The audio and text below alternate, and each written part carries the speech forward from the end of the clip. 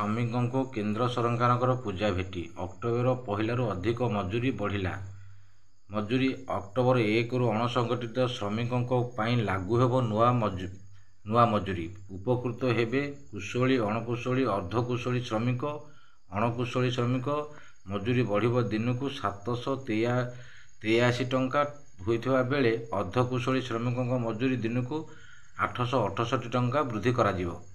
ଏନେଇ ଶ୍ରମିକଙ୍କୁ କେନ୍ଦ୍ର ସରକାର ବହୁତ ବଡ଼ ପୂଜା ଭେଟି ଦେବାକୁ ଯାଉଛନ୍ତି। ଶ୍ରମିକଙ୍କୁ କେନ୍ଦ୍ର ସରକାରଙ୍କର ପୂଜା ଭେଟି ବଢ଼ିଲା ଅଣସଂଗଠିତ ଶ୍ରମିକ ଦୈନିକ ମଜୁରୀ। ଏହି ମଜୁରୀ ବର୍ଦ୍ଧିତ ମଜୁରୀ ଅକ୍ଟୋବର 1ରୁ ଲାଗୁ ହେବ। କେନ୍ଦ୍ର ସରକାରଙ୍କର ଏହି ପଦକ୍ଷେପ ଅଣସଂଗଠିତ କ୍ଷେତ୍ରରେ କାମ କରୁଥିବା ଶ୍ରମିକ ଜୀବନଧାରଣମାନ ବୃଦ୍ଧିରେ ସହାୟକ ହେବେ। ନିର୍ମାଣ ଶ୍ରମିକ, ପରିବହନରେ ନିଯୁକ୍ତି ହୋଇଥିବା ଶ୍ରମିକ, ପରିମଳ ବିଭାଗ ଓ ଖଣି କୃଷକରେ କାମ କରୁଥିବା ଶ୍ରମିକଙ୍କ ପାଇଁ ଲାଗୁ ହେବ ଏହି ନୂଆ ନିୟମ। କୁଶଳୀ, ଅଣକୁଶଳୀ, ଅର୍ଦ୍ଧକୁଶଳୀ, ଅତିକୁଶଳୀ ଶ୍ରମିକଙ୍କୁ ମିଳିବ ଏହି ବର୍ଦ୍ଧିତ ମଜୁରୀ।